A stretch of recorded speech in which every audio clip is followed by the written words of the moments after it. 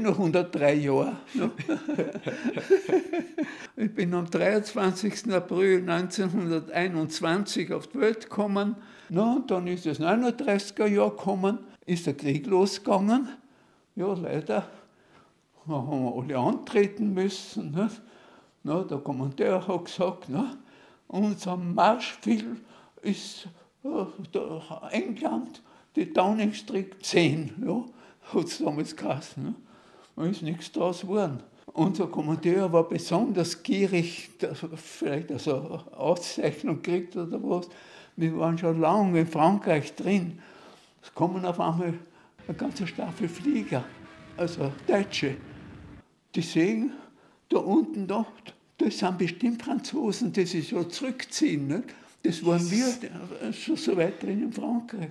No, so sind wir halt durch, bis wir eben dann bis zur Kanalküste durchgestoßen sind. Na, in Calais war das ja. Von dort sind wir dann zurück, über Paris nach Südfrankreich, bis zu Roanne, hat das, nicht Rouen, sondern Roanne hat diese Ortschaft geheißen, da war ein Waffenstillstand. Ja. Inzwischen hat in Afrika der Italiener seine Hieb gekriegt, da in Libyen. Na, was hat noch ein Hitler ist anders überblieben. Sein guten Freund Mussolini hat er Truppen geschickt, ne, und da war halt ich dabei. Ne? Und sind dann verlegt worden über ganz Italien runter da bis zum Stiefenspitz da und von dort hinüber nach Sizilien. Nun, so haben wir eine Zeit lang in Sizilien verbracht und dann sind wir eingeschifft worden nach Afrika. Das erste war eine Parade in Tripolis. Ja. Und dann sind wir nach Osten marschiert, Richtung Ägypten. Das war ein Halbfeierpost, hat das geheißen, eine Vorpostenstellung. Die kleine Gruppe, was dort war, haben wir das nicht aufhalten können, die Panzer. Jetzt haben wir das zurückgegeben zum Kommandeur. Wir können die Stellung nicht aufhalten, wir haben keine schweren Waffen. Na, was war seine Antwort? Die Stellung muss gehalten werden, siegen oder sterben. Ja? No, eigentlich hätten wir vor das Kriegskrieg kommen müssen. Wir haben weder dass wir gestorben, noch dass wir gesiegt haben. Ne? Das war Grund gewesen, Befehlsverweigerung. Und da bin ich halt in die Gefangenschaft gekommen. Da in einem Gefangenenlager da erst. Heloan hat das geheißen. Ja. Dort waren wir eine Zeit lang in den Lager, bis dann das so weit war, dass die Queen Elisabeth einmal gekommen ist. Die hat Truppen von Neuseeland und von Australien am Mittleren Osten gebracht. Und damit diese Queen Elisabeth nicht leer wieder nach Australien zurückfährt, die Burg gefangen und die ist halt erwischt haben, da war ich mit drin. Sind wir halt nach Australien verschifft worden. Dort waren wir im Stadt Victoria in einem Lager. Nur 6 Jahre. Wie Sie damals den Einberufungsbefehl gekriegt haben, ja.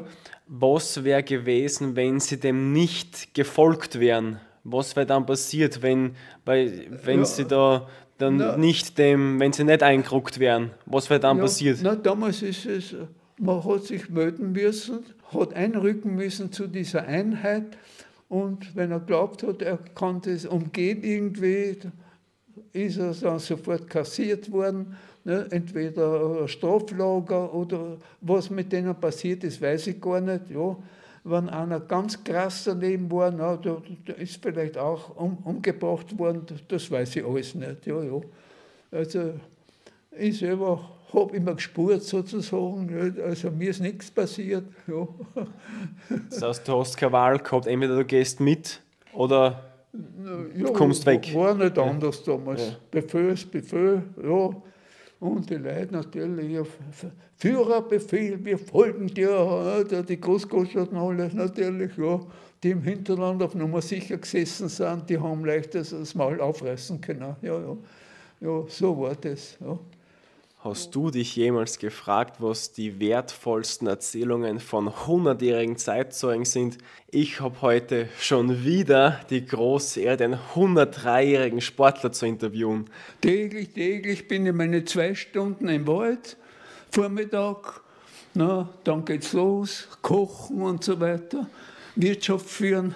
Und dieser 103-jährige Sportler, Zeitzeuge und Kriegsveteran erzählt uns heute, wie er seine Jugend erlebt hat, wie dann der Anschluss Österreichs durch Hitler war, wie er dann einrücken hat müssen, wie er den Zweiten Weltkrieg, den Frankreich-Feldzug, den Afrika-Feldzug miterlebt hat, wie er dann in Afrika in Kriegsgefangenschaft gekommen ist, wie er dann 6 Jahre in Australien unten war und wie er dann wieder zurückgekehrt ist, wie er sein Leben noch aufgebaut hat, warum der Frieden auf der Welt wichtig ist und auch welchen Ratschlag er dir mit auf den Weg geben würde. Ich bin der Daniel Pleunig, bin diplomierter Gesundheits- und Krankenpfleger und genau diese wertvollen Erzählungen wirst du heute bekommen. Als erstes würde ich gerne wissen nochmal, wie jung sie sein. Darf ich fragen, wie jung sie sein? Na, ich bin ein ganzer Jüngling. Ich bin am 23. April 1921 auf die Welt gekommen, in Wien. Mein Vater hat dann, wie das Burgenland zu Österreich gekommen ist,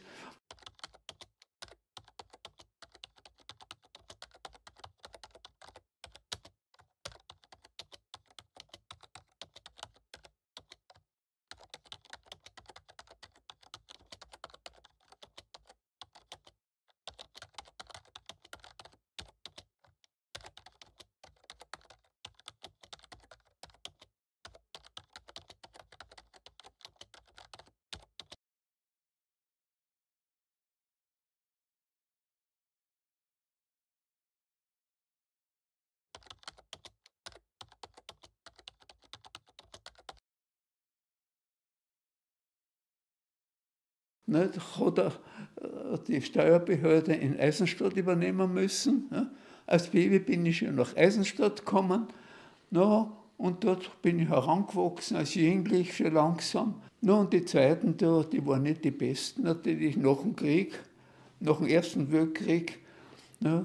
Vor allem diese Geldumstellungen, nicht, von Krone zu Schilling.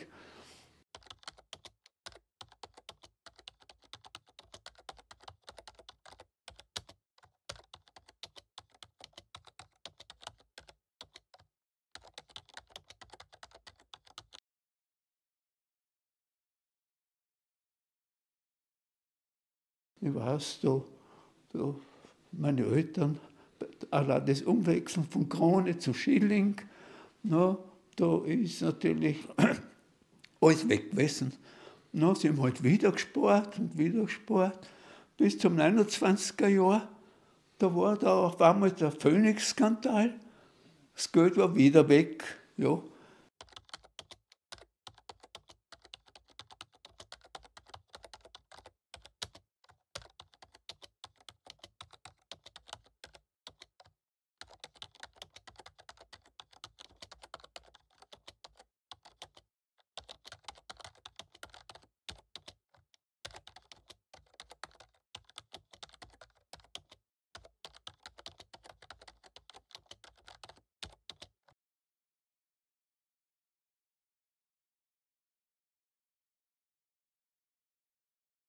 Das waren die Zeiten, ja. Das war nämlich nur kurz als Info, da war dann das ganze Geld war plötzlich weg von ihnen, das ganze Vermögen von ihrer Familie. Alles, ja. Das ganze Geld, was meine Eltern gehabt haben, das ist alles weg gewesen da. Ja. Mein Vater hat es übersehen. Ja. Ein Beamter von ihm hat gesagt, na wollen Sie nicht das Geld abheben gehen, da ist was nicht in Ordnung. Ja, das würde ich machen. Und am Vormittag ist er nicht dazu gekommen. Am Nachmittag nichts mehr. Weg war das Geld. Haben wir halt frisch gespart wieder.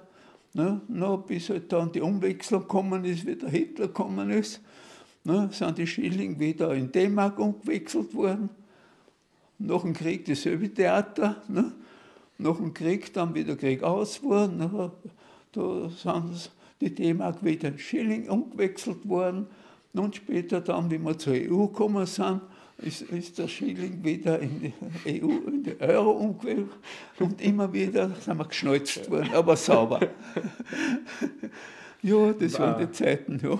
Wollen Sie zuerst am Anfang noch kurz erzählen, welcher Jahrgang Ihre Eltern eigentlich sein? Ach so, ja, mein Vater ist 1872 und meine Mutter 1886, ein Jahrgang. 1872 und 1886. Ja, na, das sind Jahrhunderte schon bald.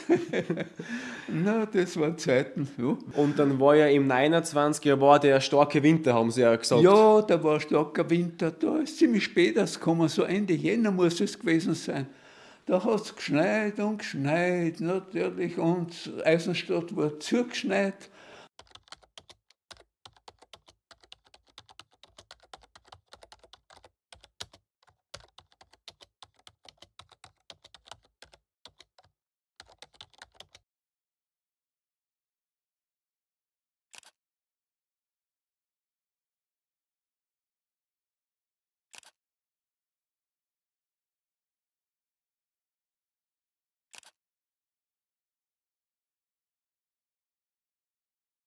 Schneepflüge hat es damals nicht gegeben, motorisierte.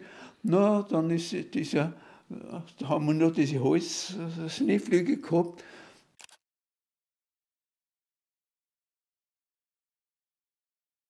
Die hat er natürlich, bei diesen Schneemengen haben wir die nicht in Aktion treten können.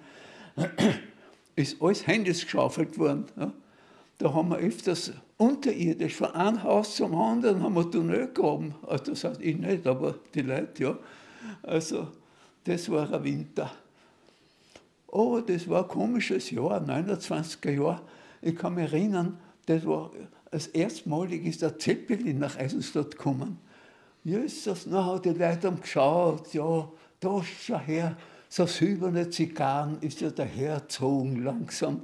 Also die Leute, die haben geschaut, ja. No. Und darf ich dann wissen, weil Sie sind ja 1921 auf die Welt gekommen, 1921. 1921, ja. 1921. Ja. Ja, und darf ich dann wissen, wie Sie das dann erlebt haben, wie 1938 am 12. März dann der Hitler nach Österreich gekommen ist? Ja, wie haben Sie das da erlebt mit knapp 17 Jahren? Da ist damals der Hitler gekommen, nicht? Der ist bejubelt worden. Ja, die Leute haben gesehen, in Deutschland ist es bergauf gegangen, seit den 33er Jahren. Na, da ist bejubelt worden. Wir sind mit der Schule nach Wien gekommen. Der Hitler hat eine Ansprache gehalten da am Heldenplatz. Er ist mit einem offenen Mercedes gefahren, natürlich.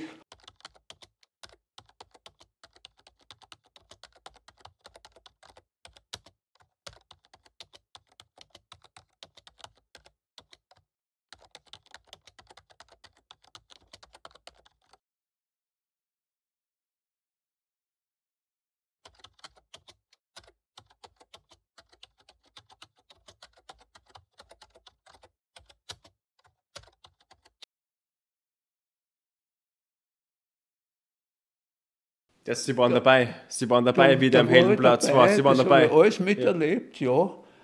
Na, und dann ist das 39er Jahr gekommen. Das war das Jahr, wo ich Matura gemacht habe. Wir haben schon im März Matura gemacht, damit wir am 1. April zum Arbeitsdienst gehen können.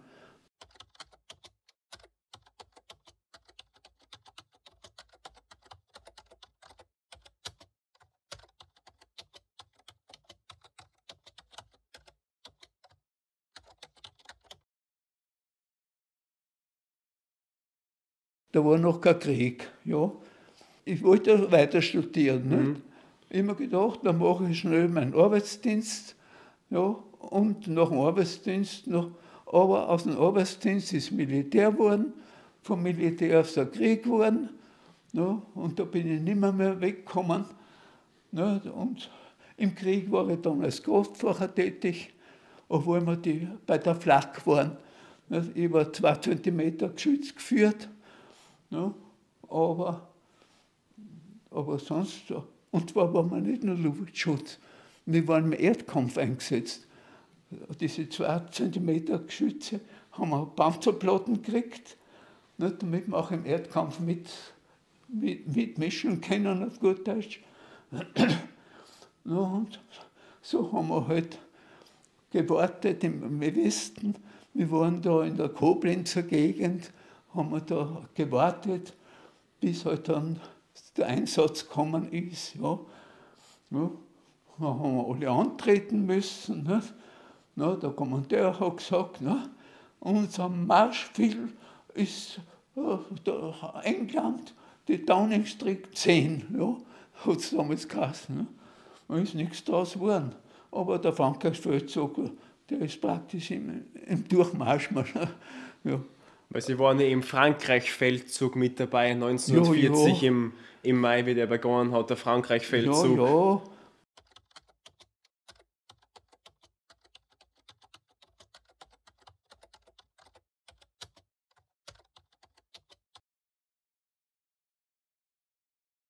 Unser Kommandeur war besonders gierig, dass er vielleicht eine Auszeichnung kriegt oder was. Wir waren schon lange in Frankreich drin. Es kommen auf einmal eine ganze Staffel Flieger, also Deutsche. Die sehen, da unten, das sind bestimmt Franzosen, die sich so zurückziehen. Nicht? Das waren wir schon so weit drin in Frankreich. Na, die haben uns angegriffen. Ich habe gesagt, die schießen ja. Haben wir den Stall gegriffen. In dem Moment ist ja die Scheiben kaputt gewesen bei mir. Nicht? Also das ist um Millimeter halt, bin ich in den Tod entwischt damals schon. Ja. No, und da sind wir da halt weiter marschiert und weiter marschiert. Ja. Ab und zu haben wir eine Pause gemacht. Einmal haben wir einen Widerstand gekriegt. Ja, und da haben wir nicht weiter können. Haben wir weg von der Straße müssen, damit die Panzer nach vor können. Na, was ist mir überblieben? Ich bin in die Straßen gekommen runter. Ne? Und da wir weggefahren sind, bin ich nicht aufgekommen, obwohl ich einen Gelenkenwurm gehabt habe. Ne? Da sind ein paar auf der Böschung, ein paar schon Körbe, so lange Körbe gestanden. Na, die nehme ich gleich, leg's unter, damit ich rauskomme. Ne? Na, nur war ich draußen. Kam halt draußen, sagt ein Kamerad zu mir, du hast aber auch Masen. Ja, wieso denn? Na, was nicht? In die Körbe ist eine Munition drin gewesen von der französischen, von der Artillerie. Ja, aber im Nachhinein, da ist nichts passiert. Ja. Ja, und immer wieder Glück gehabt. Da haben wir mal die Franzosen verjagt. Im Schützengraben habe ich noch gesehen, die Munition. Na, da habe ich mal so Handgranaten in die Hand genommen, habe da ein bisschen rumgeschraubt. Ja. Ja, das Ei war weg. Auf einmal klappt der Zünder hoch, fängt zum Zischen an. Na, ich schmeiße ihn weg und hat einen Kracher gemacht. Mir ist nichts passiert. Haben Sie vielleicht das einmal abgezählt, wie oft Sie Glück gehabt haben insgesamt? Haben Sie da das ist oft gewesen, ja. Allein, dass ich die Flieger überlebt habe, dass ich diese Munitionskisten da überlebt habe. Zwischendurch hat eine Bomben eingeschlagen, ist nichts passiert. Ja, sind wir öfters in ein MG-Feuer gekommen, habe ich auch überlebt. Ja. Nun, so sind wir halt durch, bis wir eben dann bis zur Kanalküste durchgestoßen sind. Na, in Calais war das, ja.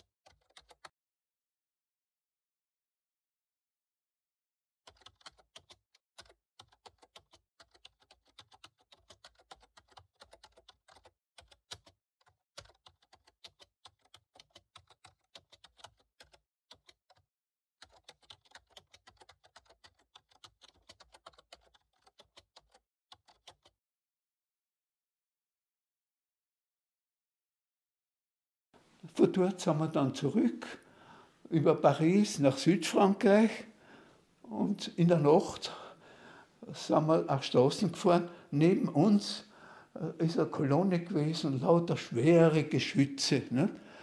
Na, habe ich gar nicht gewusst, dass wir so Geschütze hätten. Das war gar nicht unsere, das war der Franzose am Rückzug. Und wie wir gesehen haben, dann, hey, Freundl, ja, dann sind sie schon gekommen, Handy hoch. Ja.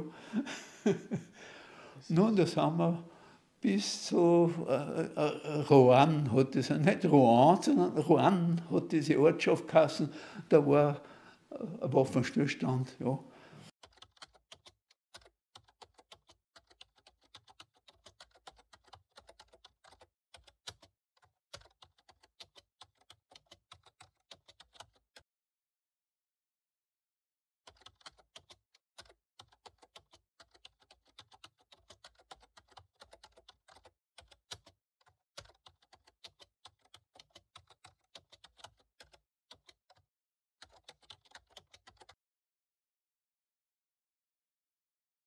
No, die Gegend habe ich da angeschaut, bin ich halt rum, ja, in einen Bauernhof rein, ob wir nicht ein Wasser haben mit der Feldflaschen.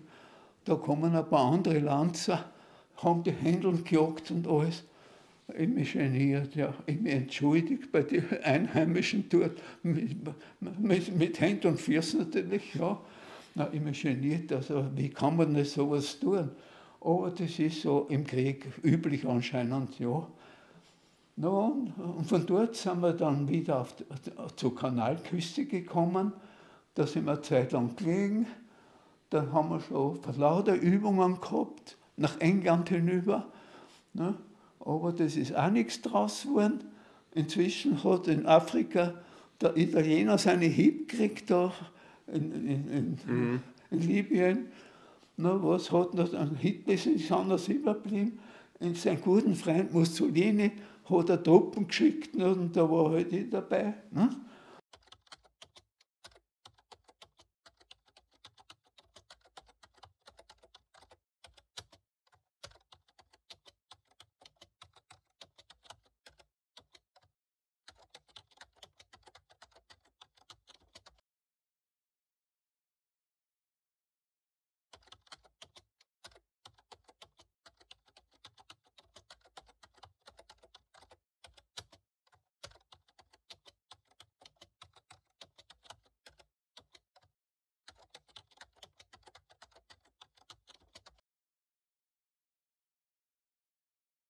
Und sind dann verlegt worden über ganz Italien runter da bis zum Stiefenspitz da und von dort hinüber nach Sizilien.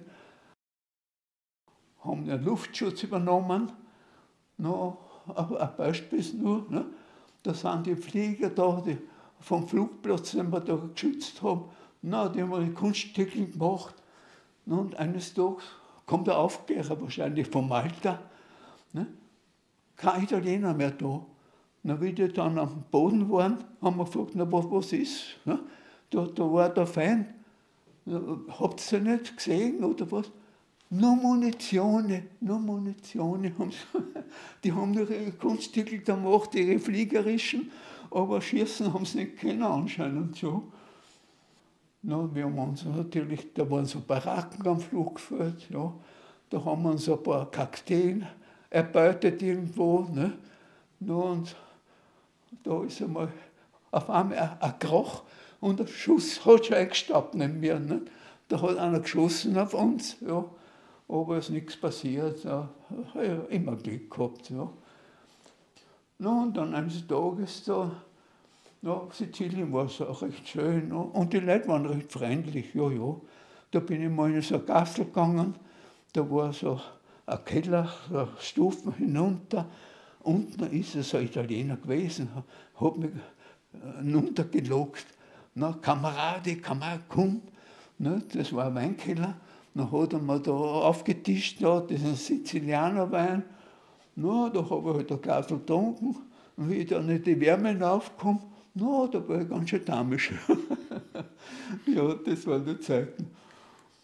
Nun, so haben wir eine Zeit lang in Sizilien verbracht und dann sind wir eingeschifft worden nach Afrika. Ich glaube, in Trapani war das, ja. Da sind wir eingeschifft worden und der ganze Geleitzug ist Richtung Afrika losgezogen. Unterwegs auf einmal U-Boot-Alarm, nicht? Aber man hat nicht weit gesehen. Da ist von Afrika irgendwie so ein Staubsturm gekommen irgendwie.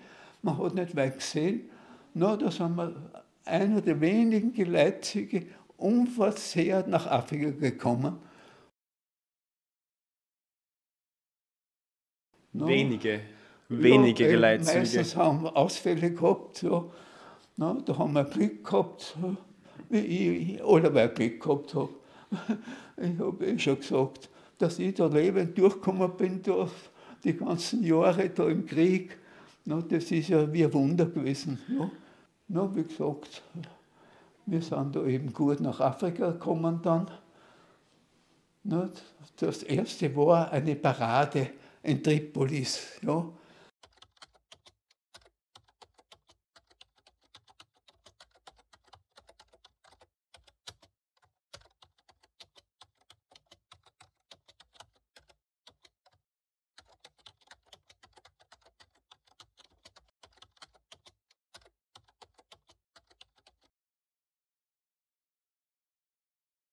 Da war der italienische, der Balbo, oder wie er geheißen hat, ja. Dann haben wir unsere Parade gemacht. Die Fahrzeuge sind alle auf Wüste umgespritzt worden, natürlich, ja. Na, und dann sind wir nach Osten marschiert, da Richtung Ägypten. Na, und da sind wir halt durch die Wüste zum Teil, ja. Das Tobok haben wir da links liegen lassen.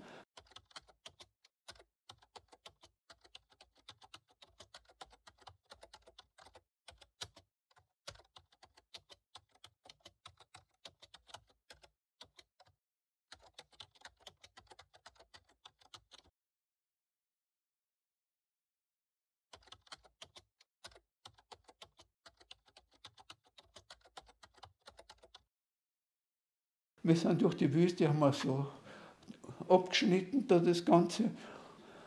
Ja, wenn wir so mehrere Vorstöße gemacht, immer wieder durch Minenfelder haben wir fahren müssen. Ja. Einmal unwissentlich, einmal auf Befehl. Ne. Ich habe immer wieder Glück gehabt. Einmal ist hinter mir einer explodiert, einmal links von mir. Ich wollte nur helfen, den armen Teufel, aber nichts mehr. Ja, er hat nur gebrüllt. Ich habe nicht näher hingehen können. Im Beiwagen hat er anscheinend Handgranaten gehabt, die sind der Reihe nach explodiert. Na, wie das aufgehört hat, diese Explosionen, da war der schon tot, leider. Den habe ich nicht mehr helfen können. Na, das sind so die Erlebnisse gewesen. Ein anderes Mal bin ich ums Wasser gefahren in der Wüste, zu einer Zisterne.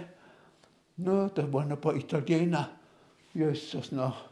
Die haben sich wie die Supermenschen haben sie sich bewegt. Nicht immer gedacht, na servus, wenn die wo einen Überfall machen, auf einmal kommt der Flieger, ja, wo sind sie? Waren die Italiener weg, die müssen sich eingraben haben, oder ich weiß nicht, im Sand oder was. Ne? Das waren die Helden. Ein anderes Mal bin ich wieder in der Wüste dahin gegondelt, habe am Horizont einen Geleitzug gesehen. Ne?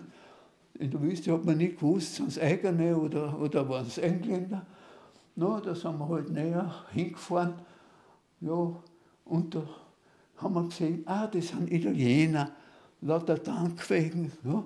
Da sind wir halt hin und haben ihm gesagt, ob sie ein Aqua für uns haben.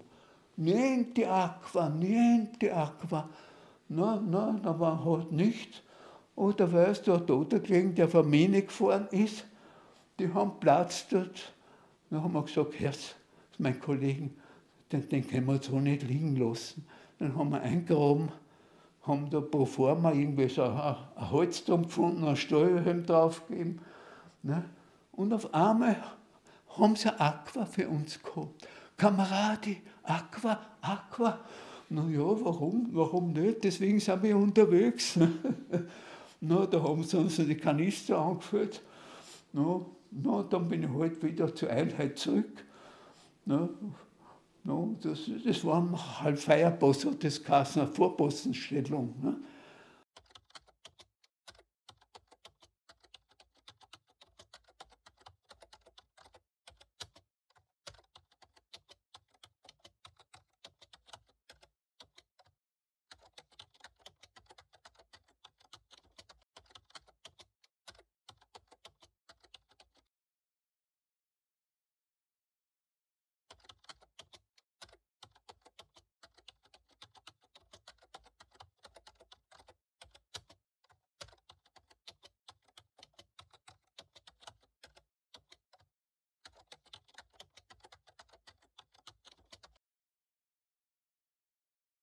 Da haben sie einen Überfall in der Nacht gemacht, aber da sind sie nicht weit gekommen.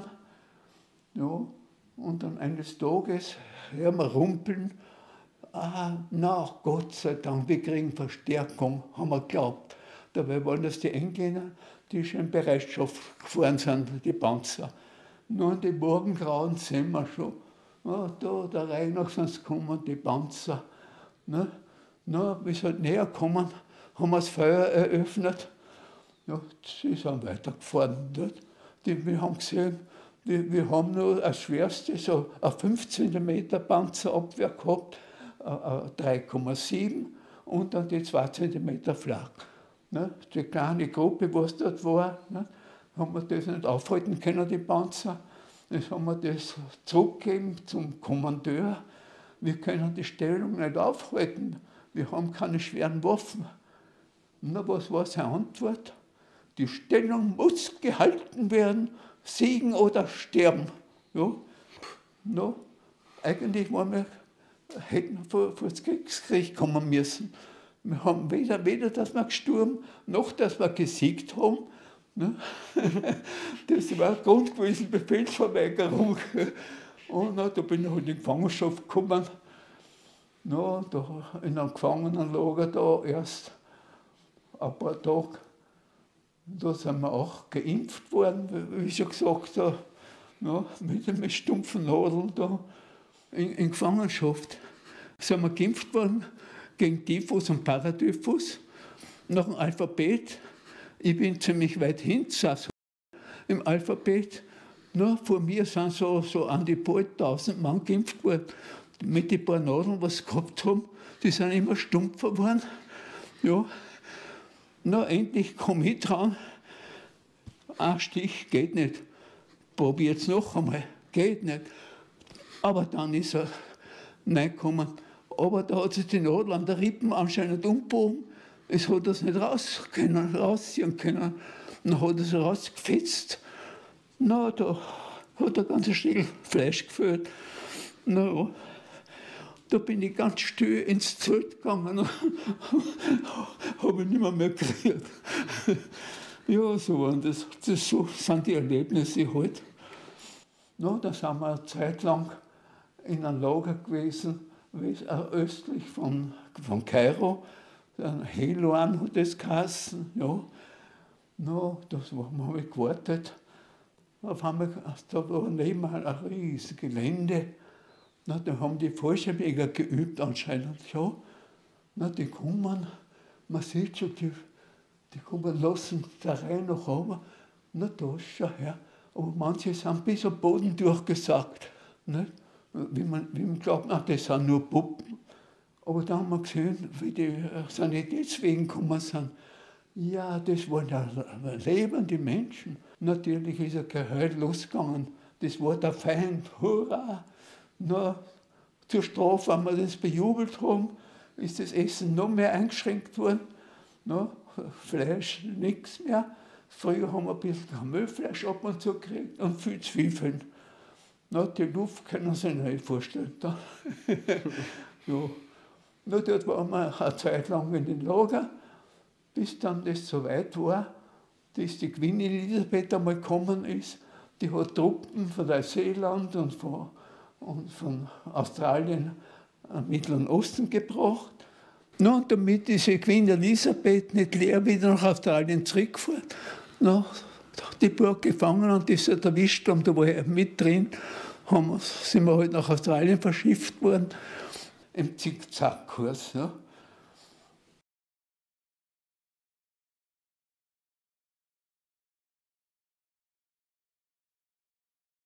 Ja. Im Zickzackkurs, dass die U-Boote sind nicht. Die U-Boote natürlich, ja.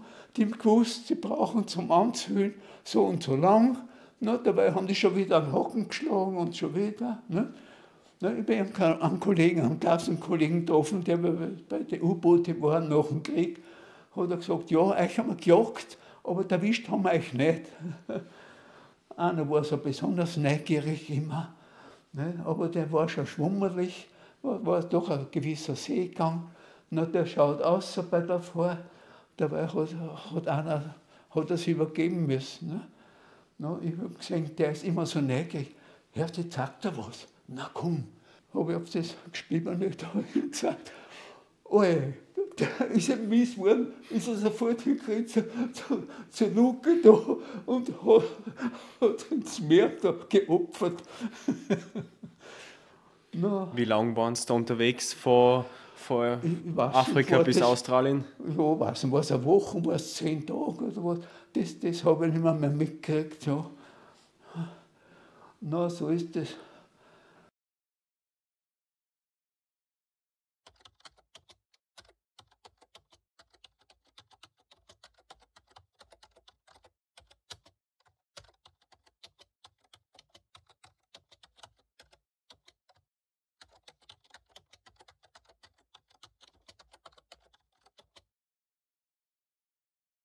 Na, und da sind wir halt dann nach Australien gekommen. Nicht? In ein Lager dann, da in Südosten, da in der Stadt Victoria, Murchison, in der Nähe von Murchison hat die Ortschaft geheißen.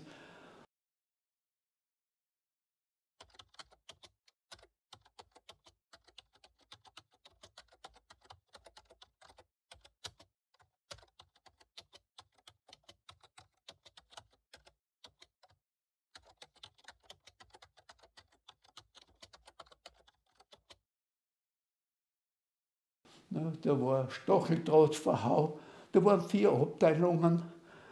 2 Abteilungen haben die Deutschen gekriegt und in einer Abteilung sind die Italiener reingekommen dann und später dann sind schon Japaner im 4. Lager gewesen. No, und da haben wir halt unsere Jahre heruntergebogen, haben unsere Geschäfte gemacht. No, jeder hat was anderes gemacht, aber untätig war keiner. Also da ist fleißig gearbeitet worden. Und wir haben eine Spielschule gehabt, ein Theaterspielverein, eine Musikgruppe. Wir haben Kurse aufgezogen in Mathematik, in Sprachen und alles. Also wir waren immer fleißig. Ja. Wollen Sie kurz eine Pause machen? Kurz was trinken? Bitte? Kurz was trinken, eine kurze Pause? Ja, Eine kurze 27 ich hab Minuten. schon Ja, passt 27 Minuten. Ja. Passt. Ja. Na Das heißt, gut. Australien war In wir gerade, Australien zunächst war nur, umgrenzt alle mit Stacheldraht, haben in Zelten gewohnt. Nicht? Und dann schon langsam im Laufe der Zeit haben wir Material gekriegt, haben wir uns Baracken gebaut dann, eben da Holzkonstruktionen mit Wellblech verkleidet und alles, das haben wir alles selber gemacht. Ja. Ja, ich habe damals schon Sportler, wie ich war, da bin ich schon im Lager rumgerannt in der Früh schon. Nicht?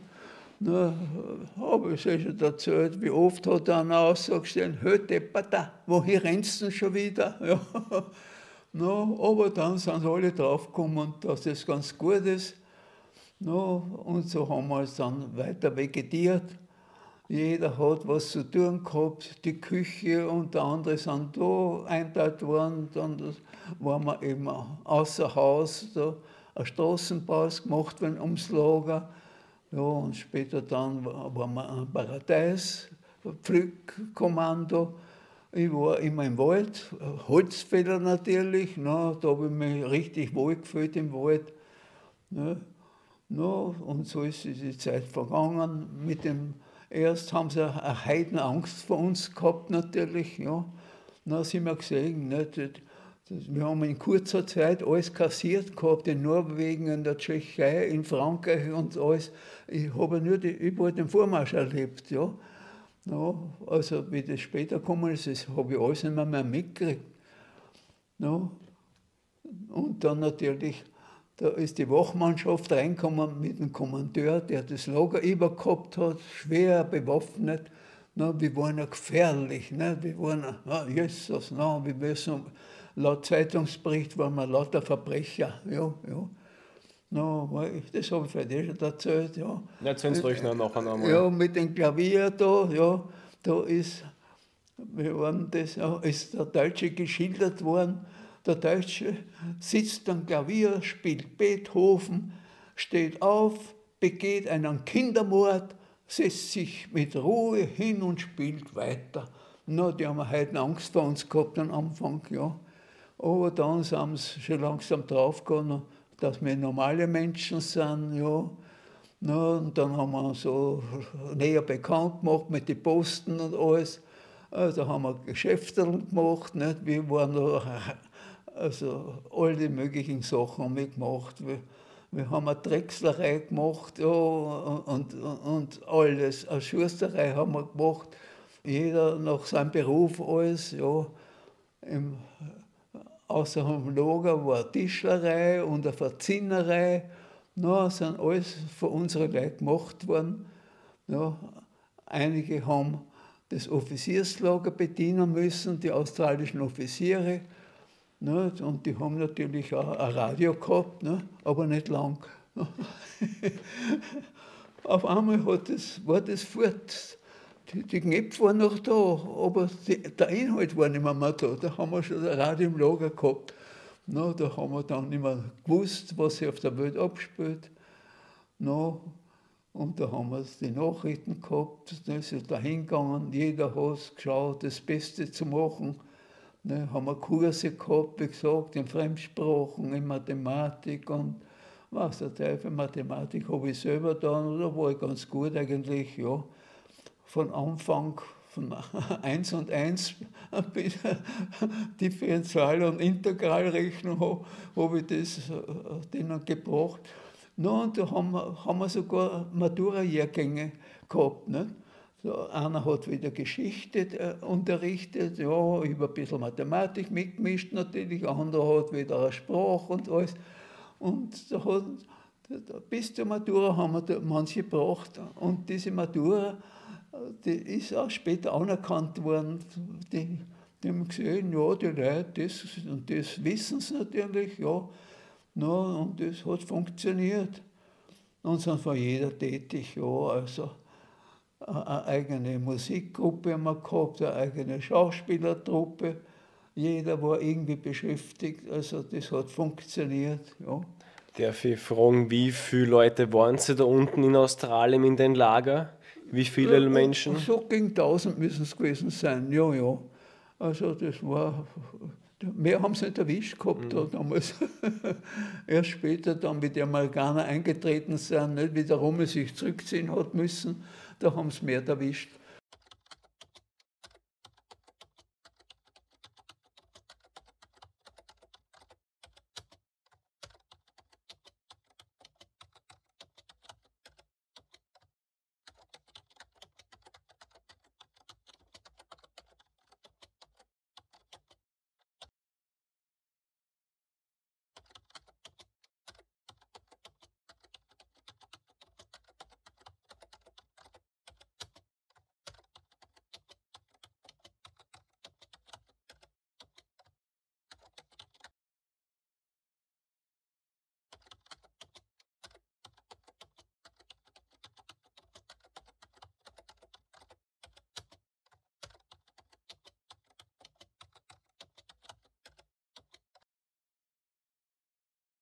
Aber wir waren so die ganz wenigen, die es erwischt haben.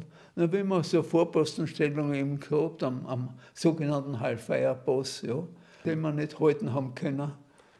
Also mit 1000 Leuten nur seien Sie mit damals mit dem Schiff mit der Queen Elisabeth runtergekommen. Ja, na, die haben uns verwöhnt schon. Ne? Immer Tischdienst gehabt. Ziemlich, wenn man da in Afrika, also da in Ägypten nicht viel zu essen kriegt und vor allem, weil wir da die bejubelt haben, wie sie runtergekommen sind. Na, und auf einmal kriegen wir alles, was wir wollen haben. Na, ich gehe wieder einen ganzen Korb voll Brot. Hat nicht lang gedauert, bin ich schon wiedergekommen. Die haben so einen Spaß draus gemacht. Ne? Was die Boys, ne, was die vertügen können. Ne? No, da sind wir halt da das Rote Meer runtergegondelt zunächst. No, da hat es eine Hitze gehabt, was im Roten Meer. Und dann im Indischen Ozean und alles. Aber haben wir alles überlebt, ja. Bei der Hinfahrt. Und dann waren Sie ja 6 Jahre, haben Sie gesagt, waren Sie in Australien. In Australien 6 Jahre sind es geworden, ja, ja.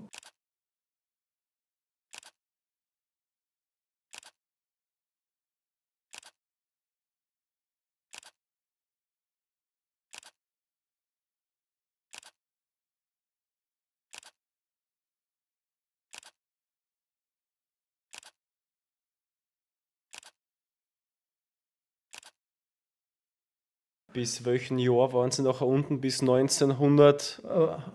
Von 41 bis 46, ja.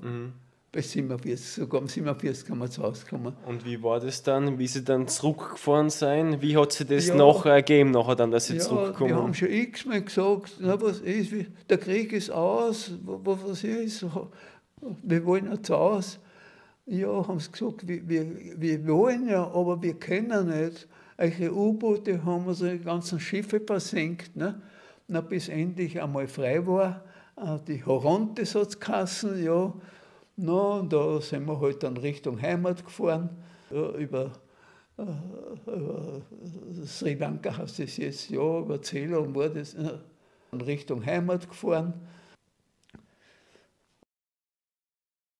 Da waren auch, also Schotten waren auch da, die haben da Musik gemacht oben, ne? Am oberen Deck sind sie gewesen, ne? Haben so die Chicks so gönnerhaft runtergeworfen. Ja?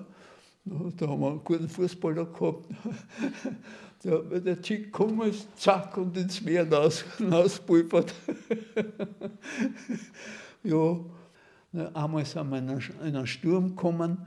Na, das Schiff, das hat gedampft. Ja. Das hat von einem Tag, ist eine Sturzwelle vorn drüber gegangen, nicht? Und dann das wieder so und so. Also das, und da manche haben das nicht vertragen, natürlich, da diesen Seegang.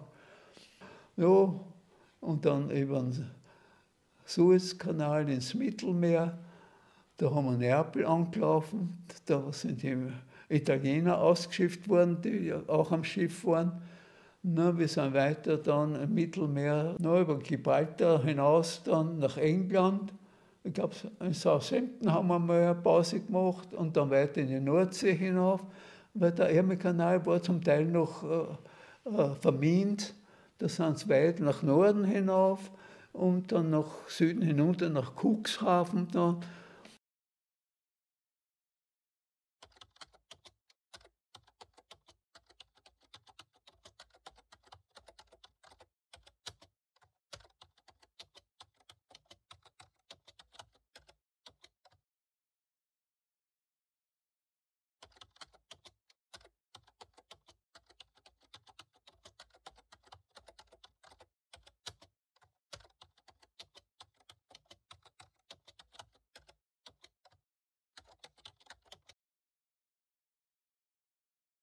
Da war Lager, da sind schon die ersten Russen dann aus der Gefangenschaft gekommen. Na, das waren arme Teufel, ja. Abgemagert, verhungert, verlaust, also schrecklich. Wie wir das gesehen haben, wie wir es direkt geniert, gut ernährt, von Australien sind wir gekommen, kräftig, ja, und alles. Na, dann wollten wir doch nach Hause fahren. Na, ist der österreichische Vertreter gekommen. Ja, haben wir gesagt, na, wir wollen nach Hause. Sage ich, ja, ich kenn's, aber wir zahlen müsst das selber, wir haben kein Geld. Ne? Na gut, haben wir halt gesammelt, Zigaretten waren hoch im Kurs. Ja, na, haben wir gesammelt, ich selber habe eh nicht geraucht, also von mir haben sie nichts gekriegt. Ja, und da waren diese schweren Laster mit 2 Anhängern. Da haben sie uns verladen, sind Richtung Bayern hinunter. Ja, da haben wir irgendwas zu essen gekriegt, das hat keiner vertragen. Nicht? Viele haben Durchfall gekriegt. Nicht? Ja, was machen wir da? Na, viele haben wir halt gehalten bei der Bordwand und halt während der Fahrt, die sind Stunden und Stunden gefahren. Ja. Einmal kriege ich auch das Rühren. Ja, was mache ich? Ist einmal ein Böschung gekommen, da ist er langsamer geworden, da bin ich runtergekupft, einfach, ja. Da war so eine Böschung und da war ein Garten dahinter, ja. Dann habe ich mich hingeguckt natürlich. Auf einmal schaue ich, ist da im Garten eine Frau bei der Arbeit gewesen, na, immer geniert. Ja. Na, wie komme ich weiter? Bin wieder auf die Straßen zurück, habe geschaut, auf einmal kommt ein Traktor da. Ja. Na, das ist den Tabake. Ja. Na, ich hab mir Zeichen gegeben, na, die hat mich groß angeschaut. Wir haben noch eine rote Färbung und alles gehabt als Gefangene. Ja. Und der ist weitergefahren. Na, aber so schnell war der nicht wie ich. Ne? Na, ich bin auf der Seite aufgekupft. Ne? Die hat mich groß angeschaut, hoffentlich tue ihm nichts. Ne? Habe ich gesagt, na, ich bin ja gefangen und so weiter, möchte heim. Na ja, vor mit, ja, Bayer gewesen. Bis zur nächsten Ortschaft haben der ganze Transport, wo ich runtergekupft bin, hat da eine Pause gemacht. Na, da bin ich wieder zu der Einheit dazugekommen. Ja. Na, da sind wir gefahren bis Linz und da sind wir endlich in Österreich gewesen. Ja.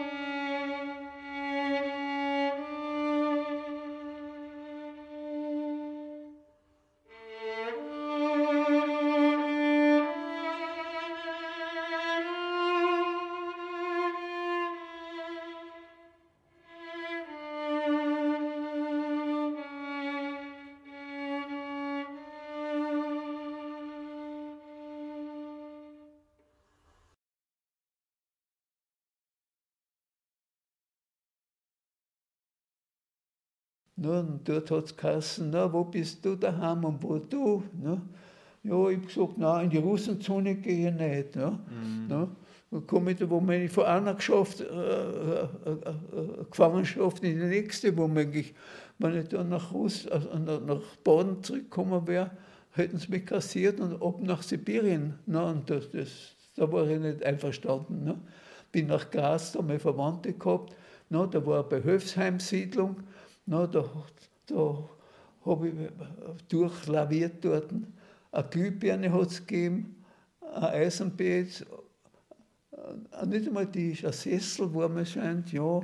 Na, so habe ich mich halt da durchlaviert. Wasser hat es kein Haus gegeben, da war so ein Ziehbrunnen, ja. Ein Klo außerhalb vom Haus, na ja, da habe ich vegetiert. Na, dann bin ich öfters zu den Bauern gekommen. Habe da Erntehilfe gemacht. Inzwischen habe ich ein Radl gehabt von einem Verwandten von mir. Na, da fahre ich irgendwo in Graz natürlich, ja. Hat ihm irgendwie nicht gepasst, bin ich auf die Schienen gefahren oder was weiß ich, habe mich aufgehalten. Ja, ein Strafzettel, ja, sage ich, ich habe kein Geld. Na, der Straf muss sein. Ja.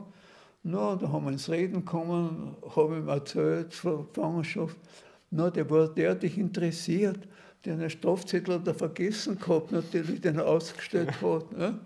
Na, zum Schluss hat er mir die Hand gegeben, alles Gute getan. Die Strafe hat er erst zahlen müssen. Na, und so war ich halt in Graz da und habe geholfen da. Einmal war ich in einer Baukanzlei tätig, dann bin ich immer wieder aufs Land gefahren, Erntehilfe bei den Bauern, ja. Ja, einmal haben wir schon erzählt, ja, bei der Kartoffelernte, der Wagen war schon überladen, nicht? Und da war es ein bisschen hinauf auf die Vorstraßen natürlich. Ja, die Viecher haben angezogen, geht nicht. No. Ich habe halt da angeschoben und auf einmal ist es gegangen. Na, die Bärin, du, na, der sitzt an einem Ochsen.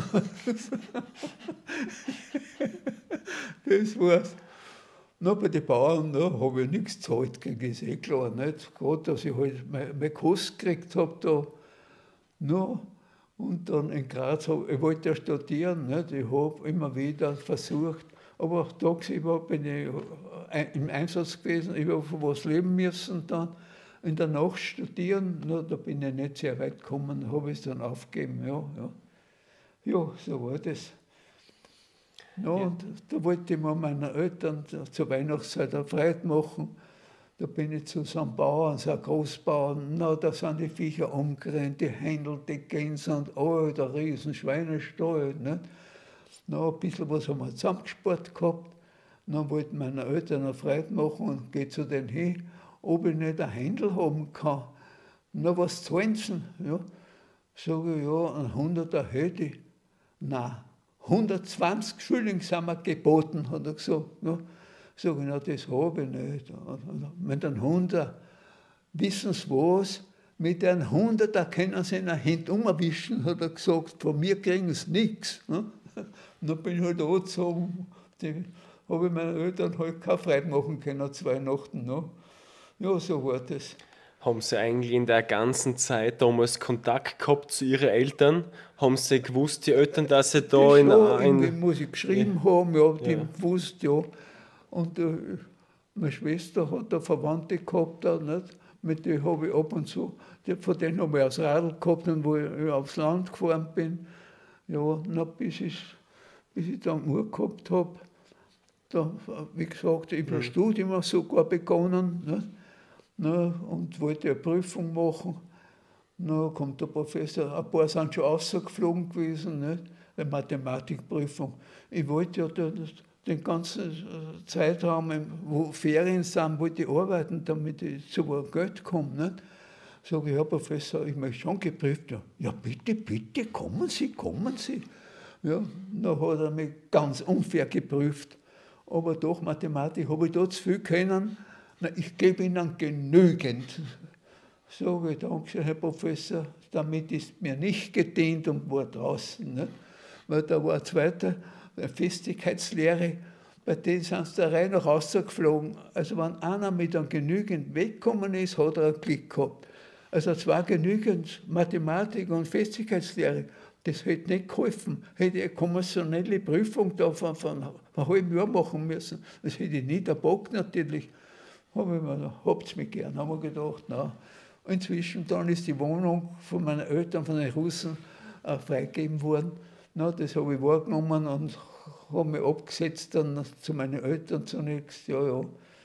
Na, und dann war ich zurück. Na, und da habe ich mich da und dort beschäftigt. Ja, ich habe alles angenommen, vom Plakatieren angefangen, über Holzfällen im Wald und alles. Habe ich mich durchgewurstelt halt, nicht? Ja. Oh, meine Eltern haben auch geschaut, dass sie mich unterstützen können. Ja. Dann habe ich einen Kollegen getroffen. Na, servus, grüß dich, na, was magst du? Sage ich, ja, ich habe studiert, aber da ist nichts. Na, mach Welthandel. Sage ich, na ja. Na, aber ich muss zwischendurch arbeiten. Ach, das macht ja nichts. Du kannst auf die Skripten kannst du alles lernen, nicht? Da brauchst du gar nicht zu den Vorlesungen gehen. Habe ich mir gedacht, na, das ist eine Idee. Ja. Na, habe mich angemeldet, da, ein Welthandel. Na, der Rektor hat halt die Leute, die da anfangen wollen, der Reihe nach da so, konsultiert. Na, hat er mich gefragt, was ich eben bis jetzt gemacht habe, habe ich mir alles erklärt, da, Schule, Gefangenschaft und so weiter. Ja, no, und ja, wie war das da weiter? Ja, und da sagt er, wovon leben Sie denn? Ja, tagsüber muss ich arbeiten und dann auf Nacht studieren. Na, fährt er mir an. Ja, hier können Sie studieren oder arbeiten. Beides können Sie hier nicht, hat er mir angefahren. Ne? Ich mir gedacht, du kannst mit Buckel 5. Ja. Ich habe weitergemacht. Ne? Bis zur ersten Prüfung habe ich mich angemeldet. Ja, ich bin natürlich zu keiner Vorlesung gegangen, ich habe von was leben müssen. Ne? Ja, und dann die erste Prüfungsfrage, was ist eine Eisenbahn? Ich denke, ist der deppert? Der weiß nicht, was eine Eisenbahn ist. Habe ihm halt erklärt und was. Ja, ich sehe, Sie haben meine Vorlesungen nicht besucht. Ich kann Ihnen das nicht bestätigen, die Anwesenheit, nichts. Habe ich aber wieder umsonst studiert. Ja. Na, dann habe ich es aufgegeben, habe ich gesehen, na, da schaut nichts aus. Inzwischen habe ich erfahren, da im Ministerium, da im Wasserbau suchen sie an, natürlich. Ja, da haben wir gedacht, na, das war was für mich vielleicht. Bin ich zu so einem Ministerialrat hin, der das übergehabt hat. Ja, sagt er, ja, na, was haben Sie gelernt, na, und so weiter, habe meinen Lebenslauf dargelegt. Sagt er, na ja, Sie können anfangen. Zunächst auf Probe und wenn Sie entsprechen, können Sie bleiben. Ja, na, dann habe ich angefangen.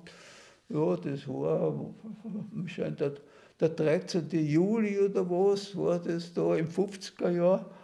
Ja, so war das. Ich melde mich halt, da war so ein alter Ministerialrat, der war der Chef.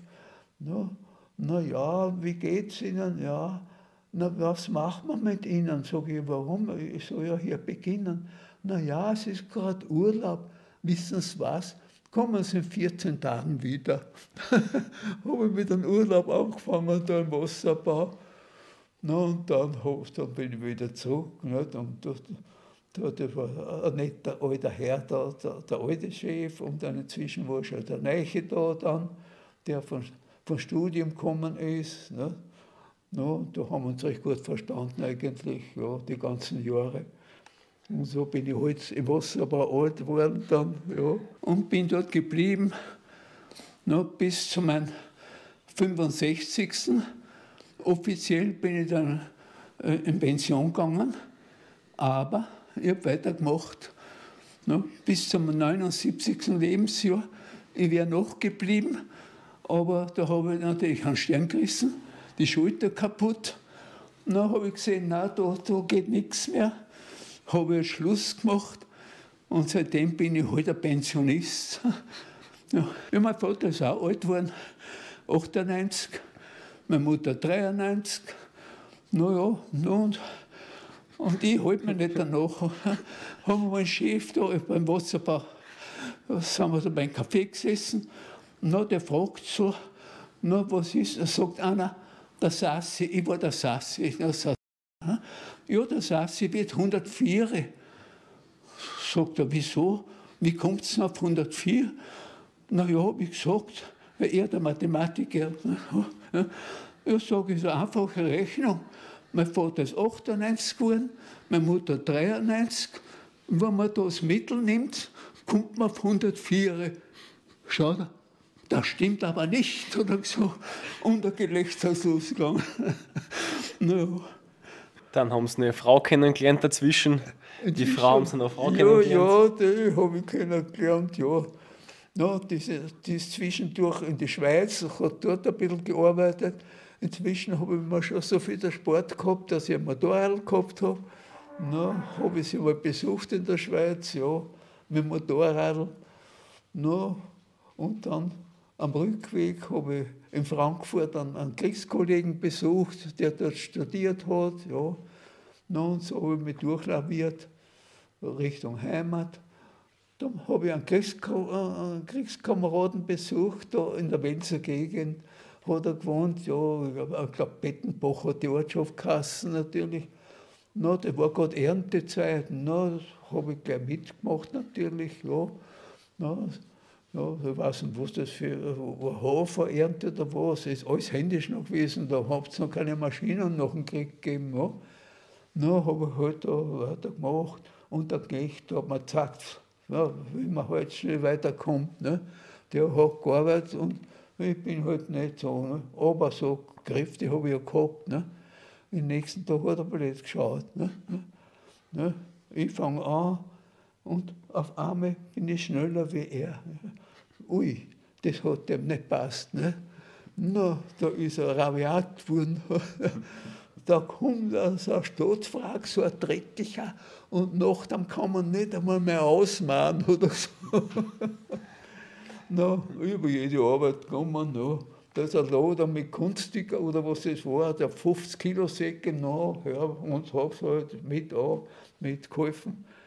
Und dann habe ich halt wieder verlassen, in Richtung Heimat, ja.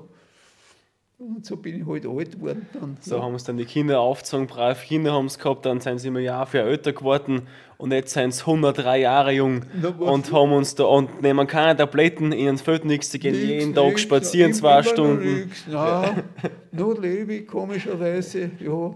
Einen Leerlauf gibt es nicht bei mir. Nicht? Also, da muss man immer dahinter sein. Vor allem geistig und körperlich darf man nicht nachlassen. Man muss ständig dahinter sein. Nicht? Also, aber es geht schon irgendwie noch. Ja, wenn wir schauen.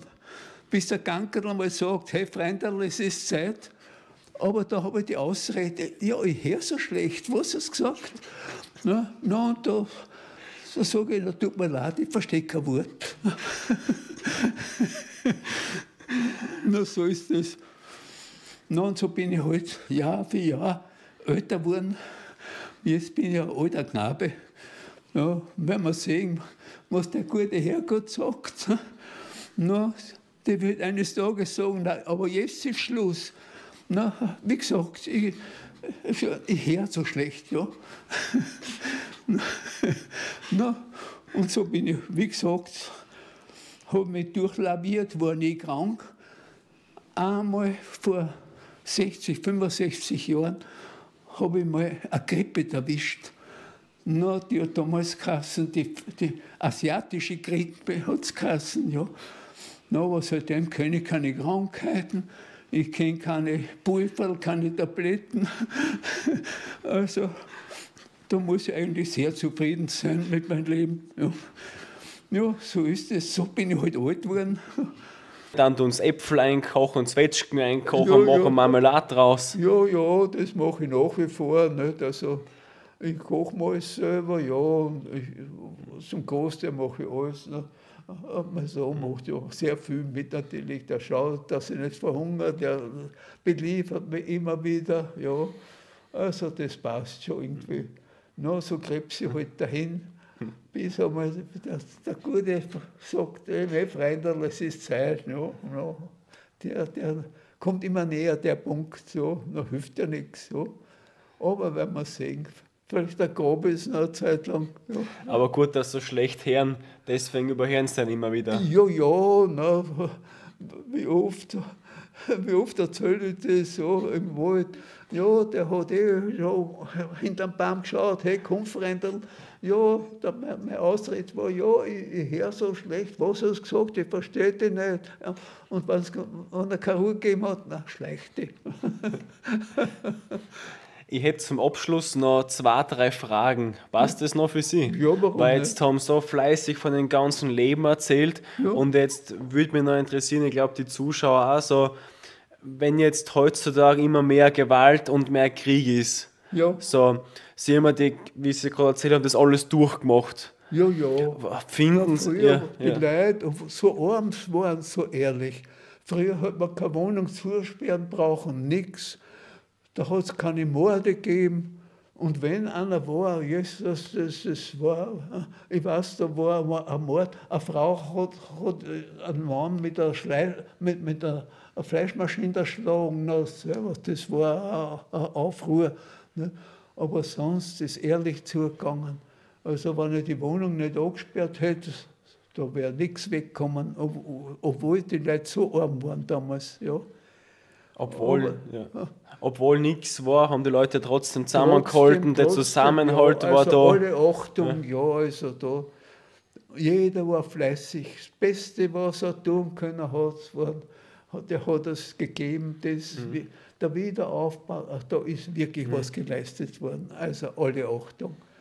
Ne? Haben Sie alles mitgemacht? Sie haben alles mit aufgebaut? Das, ja, war mit dabei, ja, im Wasserbau dann, ne, die ganzen Modellversuche, die sind Stunden und Stunden gelaufen natürlich, ja, haben wir Überstunden machen müssen, noch und noch, die ersten Jahre unbezahlt, ne, das ist eben erwartet worden, dass wir das machen, ja. Das haben wir halt dann auch hinter uns gebracht. Aber zum Glück, die Belegschaft, die war in Ordnung soweit, ja, da hat es nichts gegeben. Ja.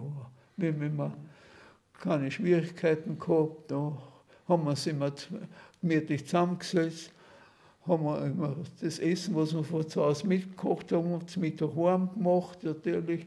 Ab und zu hat einer selber was gebraten, natürlich da. Na, ist recht gemütlich zugegangen, ja. Darf ich dann vielleicht auch was anderes wissen, wie Sie damals den Einberufungsbefehl gekriegt haben? Ja. Was wäre gewesen, wenn Sie dem nicht gefolgt wären? Was wäre dann passiert, wenn Sie da dann nicht dem, wenn Sie nicht eingerückt wären? Was wäre dann passiert? Na, damals ist es, man hat sich melden müssen, hat einrücken müssen zu dieser Einheit und wenn er glaubt hat, er kann das umgehen irgendwie, ist er dann sofort kassiert worden. Ne? Entweder ein Straflager oder was mit denen passiert ist, weiß ich gar nicht. Ja. Wenn einer ganz krass daneben war, na, da ist vielleicht auch umgebracht worden, das weiß ich alles nicht. Ja. Also ich selber habe immer gespurt sozusagen, also mir ist nichts passiert. Ja. Das heißt, du hast keine Wahl gehabt, entweder du gehst mit oder du kommst weg. War nicht anders damals. Ja. Befehl ist Befehl, ja. Und die Leute natürlich, ja, Führerbefehl, wir folgen dir, die Großgroßstadt und alles natürlich, ja, die im Hinterland auf Nummer sicher gesessen sind, die haben leicht das Maul aufreißen können. Ja, so war das. Ja. Meine Eltern haben mal versucht, mich zu besuchen einmal. Ja, sind sie eben nach Aspern gekommen, ja. Aber dann ist schon losgegangen, sind wir versetzt worden, dann erst sind wir noch Arbeitsdienst gewesen und dann sind wir umgetauft worden in Luftwaffenbaukompanie. Da sind wir bewaffnet worden mit den alten Karabiner vom Ersten Weltkrieg noch, Stahlhelme, Gasmasken und alles. Ja, und dann sind wir halt dann verfrachtet worden, wie der Krieg weitergegangen ist, nach Westen. Dort sind wir da in der Nähe von Koblenz gelegen. Ja. Eine Ortschaft hat Luzerath geheißen und die andere Ochtentung. Da haben wir gewartet, bis der Krieg angefangen hat. Noch eines Tages haben wir antreten müssen. Da hat er gesagt, ja, der Krieg hat begonnen. Unser Marschziel ist England, Downing Street 10. Ja, das war damals. Na, wir haben blöd geschaut. Nach dem Frankenfeldzug ist es die ganze Flak-Einheit da, hat eine Ansprache gehalten, ja, dass wir eben tapfer gekämpft haben. Aber sozusagen aus der Rede ist rausgekommen, ja, leider haben wir nicht mehr Verluste gehabt, weil sonst hätte er noch einen größeren Orden wahrscheinlich gekriegt. Also immer gedacht, na, der ist nicht ganz rein im Hirn. Ja, ja, sowas hat es gegeben. Was würden Sie dann den Zuschauern mitgeben, gerade jungen Zuschauern vielleicht, was wichtig ist, dass man den Frieden erhält? Oder was ist für Sie wichtig heutzutage, wenn Sie jetzt das alles sehen? Ja, in erster Linie, ja, ein anderer ist auch ein Mensch, das habe ich schon x-mal gesagt natürlich. Ja. Auf jeden Fall, der andere ist auch ein Mensch. Nicht? Also der kann welche Färbung immer haben, er muss ein anständiger, ehrlicher, fleißiger Mensch sein. Da ist mir wurscht, wo der herkommt, welche Hautfarbe er hat oder wo er herkommt, das ist mir vollkommen gleich. Nicht? Also, wie gesagt, da habe ich keine Schwierigkeiten. Ja. Das heißt, für Sie ist der Mensch wichtig, das ist der Mensch, und auch wenn er fleißig und ehrlich ist und dann... Ja, das ist und auf. Mit einem anderen auskommen, nicht von vornherein sagen, den will ich nicht. Höchstens er benimmt sich dementsprechend. Na, da denkt man sich halt was. Ja. Ja, aber sonst müssen andere gut durchkommen die ganzen Jahrzehnte. Ja. Wie gesagt, im Wasserbau hat es passt und sonst hat es keine Reibereien gegeben. Ja. Es hat alles passt eigentlich. Ja. Also er muss zufrieden sein. Haben Sie vielleicht als letzte Frage vielleicht irgendeinen besonderen Moment, der in Erinnerung geblieben ist im Krieg, wo man Menschlichkeit zeigt oder so?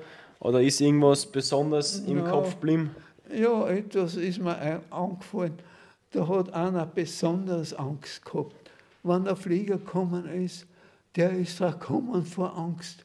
Der ist unter die Autos hineingekrochen, ist hinter Buschwerk gegangen. Ja, also, der hat mir leid getan. Ne? Und dann haben sie mal in einem Haus so was aufgestöbert, da war ein Jagdgewehr und alles. Und da geht ein Schuss los und trifft den. Der am meisten Angst gehabt hat, na, der war tot dann natürlich. Ja. Also, der hat es gespürt irgendwie. Ja, das ist eigenartig. Ja, das sind so die Ereignisse. Ja. Und darf ich dann fragen, wie haben Sie das dann alles verarbeiten können, wenn Sie das alles so durchgemacht hat? Wie haben Sie das, weil jetzt können Sie so von dem erzählen, wie haben Sie das da so... Das ist bei mir abgeprallt. Ich habe kein einziges Mal geträumt irgendwie von einer Angst oder was, vom Krieg oder was. Vollkommen traumlos. Also das ist nicht angekommen bei mir. Es mag sein, dass ich stets übermüdet war. Wir sind gefahren und gefahren und gefahren, hunderte, tausende Kilometer. Und wenn wir mal Pause gemacht haben, bin ich natürlich sofort eingeschlafen natürlich. Und das hat mich gerettet wahrscheinlich, dass ich das da speichere, das Ganze. Ja, also ich habe kein einziges Mal irgendwie in Angst nach dem Krieg, da Angstzustände gekriegt, weder im Traum. Ja, das war so, das war mein Leben. Ich muss sagen, dass ich ein unheimliches Glück gehabt habe, also da Bomben und da Granaten und das, also das waren so die Sachen. Ja. Überhaupt in Afrika mal da mit einem Kollegen da, ich war immer so einen Unterstand gebaut, einen Splitterschutz und er 10 Meter davon weg. Natürlich haben wir Plane drüber gegeben. No, und eines Tages Artilleriefeuer.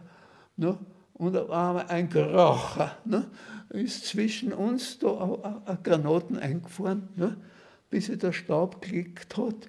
Auf einmal höre ich, Saß, ich war der Saß, lebst du noch? No, so, no, du lebst auch noch? Haben wir das überlebt, ja.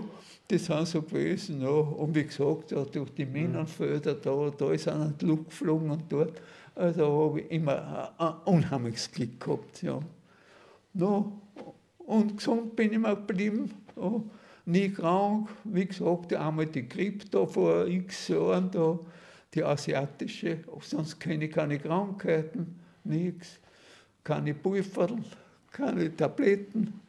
Ja. Nichts rauchen, bis auf einmal. Nichts rauchen nicht, das erste Mal damals, ja, das war da eine gute Schule. Geraucht habe ich nicht. Einmal, da waren wir Kinder, da war der Vater nicht zu Hause. No, mein Bruder, der ist ein 17er Jahrgang, also 4 Jahre älter gewesen, rauchen wir uns eine an. No, haben wir Zigarren genommen, anzündet. Ich mache einen Zug, auf einmal kriege ich Zahnschmerzen. Ja. Na, das war eine Warnung. Aha, das ist das Verbotene, also nichts mehr rauchen. Und das habe ich gehalten mein Leben lang. Ja, und Alkohol fast null. Na, das ab und zu ein Schlucker da, wenn mein Sohn kommt, aber sonst. Ich habe mein Leben doch nie, ist mir schlecht geworden, sei es, dass ich zu viel getrunken oder zu viel gegessen hätte, nichts, niemals. Ne? Also das hat mich alt werden lassen. Ja. Was würden Sie den Leuten empfehlen, dass sie einmal mit 103 Jahren so fit sein? Gibt es da irgendwas, dass man das so auch nachmachen kann? Ja, no, nichts krumm nehmen. Nicht? Wenn ein anders irgendwie ist, der noch nicht passt, nicht versuchen, den zu bessern, gar nichts. Der lebt so, na, soll er leben, lass man links liegen, ja. Ja. Ich bin immer gut gefahren, also ich habe nie einen Streit angefangen, nichts, und bin immer gut gefahren damit. Also da muss ich sehr zufrieden sein. Ja. Ja. Ich war immer gut gelaunt, ja, immer freundlich zu anderen. Wenn was nicht gepasst hat, irgendwie noch habe ich halt links liegen lassen. Nicht?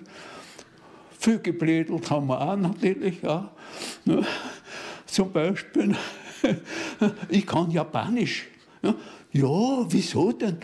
Na, ich kann zum Beispiel das Goethe-Zitat. Ja, wie geht denn das auf Japanisch? Ganz einfach. Imi buki, du mi leki, du kannst mich.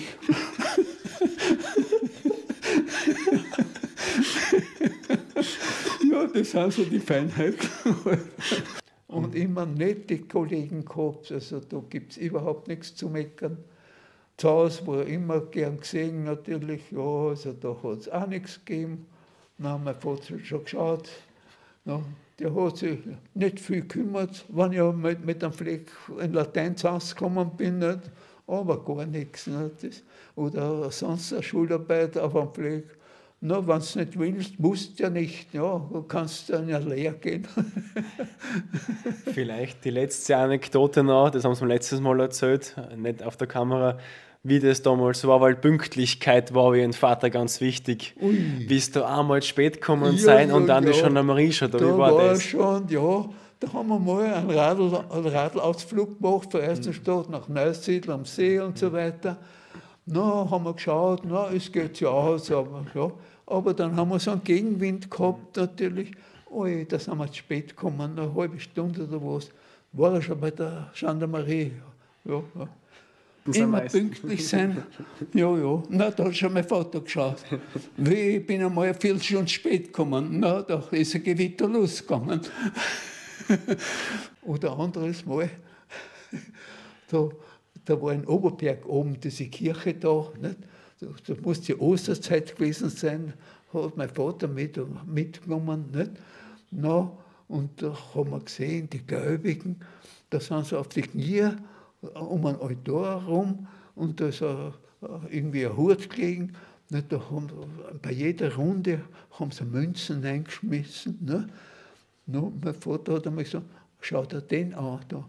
Und man denkt, ja, was ist denn da? Ja, wenn der Traum war, natürlich, hat er nichts reingeschmissen, sondern hat er was rausgekommen. Das sind so diese Erinnerungen da. Ja, so war es. Da war auch eine Weinkellerei, die Wolfkellerei. Und mein Vater hat mir allerdings mit dem Rucksack geschickt, da war Flaschen Wein. Ja. Dann hat er mir schon geschaut, na was ist, Burscherl, brauchst du wieder was? Sage ich, ja, der Papa braucht wieder einen Wein. Dann hat mir einen Zettel ausgestellt, dann habe ich die Flaschen Wein gekriegt, und da bin ich halt wieder zu Hause marschiert. Ja. Ja, das sind so die Jugenderinnerungen.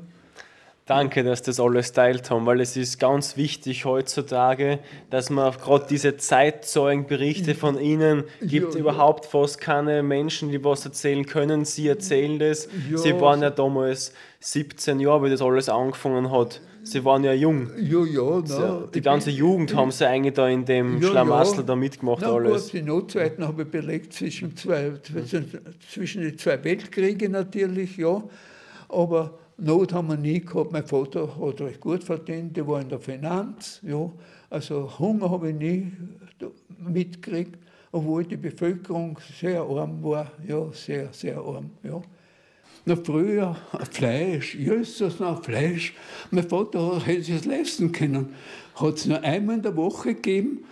Ja. Ein Händler hat es nur einmal im Jahr gegeben, so zur Weihnachtszeit. Ja. Und sonst nur Hausmannskost. Ja, so was anderes hat es nicht gegeben. Und ich bin trotzdem groß geworden. Ja, so ist es. Ja, und nach dem Krieg der Wiederaufbau, ne, wie gesagt, da haben wir ganz schön hinhauen müssen. Ja. Wenn auch unbezahlt vielfach, aber das hat dazugehört. Ja. Haben Sie sonst noch irgendwas auf dem Herzen, was mitgeben wollen? Zum Abschluss? Na, ich möchte wissen, dass die Leute ein bisschen vernünftiger werden. Das, ja. Die wissen gar nicht, wie gut es ihnen geht, alle miteinander. Die brauchen nur schauen, was sich auf der Welt abspielt. Da ist ein Krieg und da eine Demonstration und da ein Mord und alles. Na, das war früher nicht so. So arm die Leute waren. Also die sollen sich ein bisschen da am Riemen reißen, wie man schon schön sagt, natürlich. Nicht? Die Welt kann ganz anders ausschauen. Ja? Aber hoffen wir es. Vielleicht überziehen sie mal die Leute, dass es anders auch geht. Ja? Hoffen wir. Ja? Ich erlebe es nicht mehr, aber wenn wir sehen. Danke, schöne Abschlussworte. Bedanke mich recht herzlich, dass Sie uns schon wieder die Ehre gegeben haben, zum zweiten Mal schon. Dass Sie dazugehört haben, was ich da für Blödsinn von mir gegeben habe. Ja. Ich mich bucki, du mich lecki, du kannst mich.